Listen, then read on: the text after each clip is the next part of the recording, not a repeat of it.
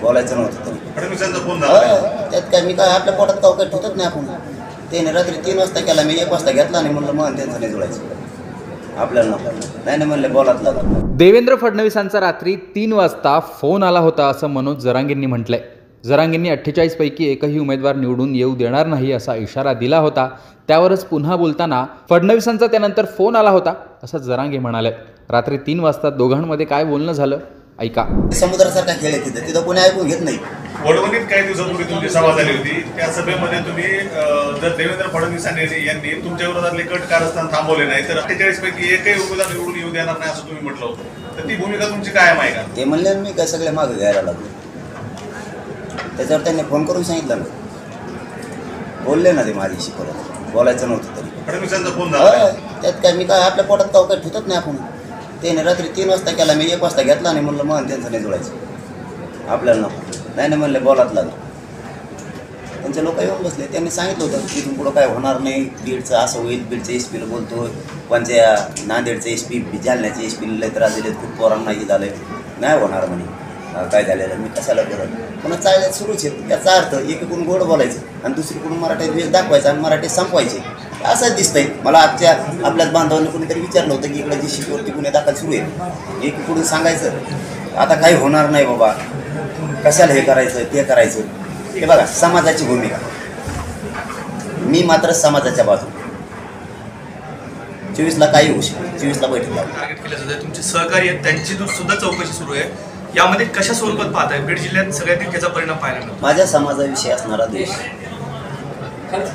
आता बाकीच्यांनी सुद्धा सावध होणं गरजेचं आहे. ओबीसी बांधव असतील, 12 बलुतेदार असतील, दलित बांधव असतील, मुस्लिम बांधव असतील, धनगर बांधव असतील, यांनी सावध होणं गरजेचं. एवढा मोठा मराठा समुदाय, एवढा कायदेशीर लढा सुरू असताना जर अन्याय होत असेल तर त्यांना सुद्धा होऊ शकतं. त्यांनी सावध होणं गरजेचं. कारण जसं ते आपण आपले म्हणून एक झालेत वरती, तसं आपण आपले म्हणून सुद्धा आपण एक होऊ.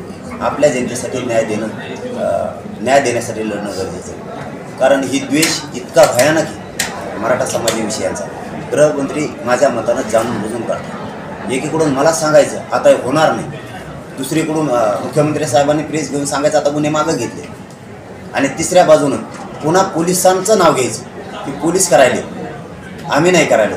गृहमंत्र्यांच्या पुढं असं आहे देशात, जगात नसेल की गृहमंत्र्यांच्या पुढं पोलीस असू शकतात म्हणून. याचा अर्थ तुम्ही गोड बोलून आमच्या द्वेष, आमच्याविषयी आकर्ष व्यक्त करताय आणि जाणून बुजून आमचे पोरं गुतवताय.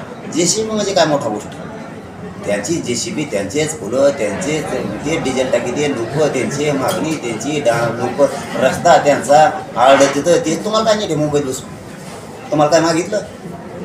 एवढा द्वेष मराठा समाजाचा. फडणवीस साहेब माझी विनंती आहे की हे बरं नाही.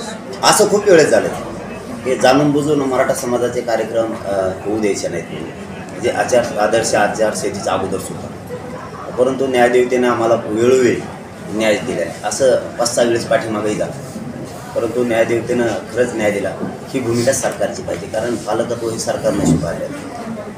घटना कायदा चालवण्याची जबाबदारी ही सरकारची. परंतु ज्या जनतेच्या जीवावर मोठे झाले त्या जनतेवरती अन्यायकारक काम करणं हे सरकार काम सुरू करायला लागतं. पण हे गृहमंत्र्यांनी हे थांबवलं पाहिजे, कारण ही गृहमंत्री साहेबांची जबाबदारी हे थांबवलं. कारण एखाद्या जनतेवरती जाणून बुजून जर अन्याय होणार असला ते थांबवलं पाहिजे. कार्यक्रम आंदोलनं 4 महिन्यापूर्वी झाले, त्याचे गुन्हे आत्ता दाखल करायला, आत्ता 4-5 महिन्यापूर्वीचे कुठं JCB लावल्यात त्याचे गुन्हे आत्ता दाखल करायला लागले. जालना जिल्ह्यातल्या पोराचा काहीच संबंध नसून सुद्धा जालन्याचे पोलीस तिकडच्या लोकांना त्रास देते. मग याचा अर्थ असा होतो की हे गृहमंत्र्यांनी सुरू केलं.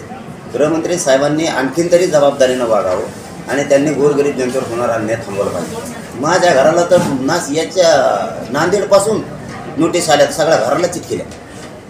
काय मिळणार आहे गृहमंत्र्याला? मी नाही हटणार, मी फुटणार बी नाही, हटणार बी नाही, आरक्षण तर घेणारच आहे. मी फक्त आता आदर्श आचारसंहितेचं पालन करणार आहे, मी कायद्याला मानणार आहे, मी पालन करणार आहे.